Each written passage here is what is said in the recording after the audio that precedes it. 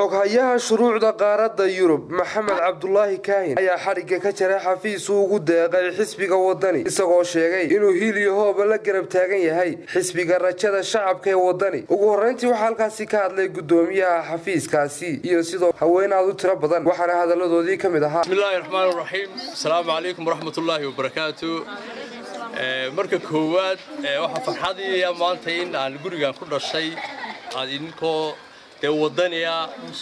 aan isugu nimi oo farxad bay tahay aad baan idin salaamay marka koowaad iyo marka labaadba marka saddexaad waxaan u mahad celinayaa walaashay Nuura oo lahayd fikradda guriga furitaankiisa runtii oo xaafaddu u baahan tahay iyadana waan u mahad celinayaa waxaan kaloo u mahad celinayaa dhammaantiin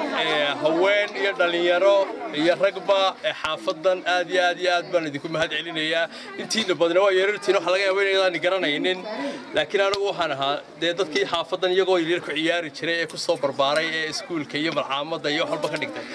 wax badan baan qurbaa ku maqnaa runtii waxaan kaloo nimi waxa weeyaan inaynu wadankeena isbedel khayr qaba aynu u keenno inagu ka badbaadinayno maanta xukuumadan xurmadaran iyadu wax walba iibisay inagoo og kulmiye halkuu wadanka maanta uu dhigay ayaa waxay doonayeen inaynu mar labaad aynu ugu shubno waxa ogtihiin sida ay dekadii u iibiyeen waxa ogtihiin airportkii halkuu marayo waxa ogtihiin halka ay hantidii ummaddu ay wada lahayd ay jeebkooda ugu shubteen waxa ogtihiin maanta in iska daa wax kale oo xabaalihii la iibinayo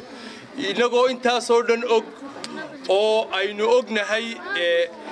waxa ka dambeeya ayaa waxa rabaan mar labaad in loogu shubo miyaynu ogolaanaa caynkaas miyaynu dooranaa kulmiye mar labaad miyaynu ugu shubnaa kulmiye mar labaad soo isbedelku wadani maaha soo xisbiga wadani maaha isbedelku soo cabdiraxmaan cirro ma dooranno soo bedeluu ma nidhaahno bedeluu aad iyo aad baa u mahadsantihiin waqtigu waa gawaabsi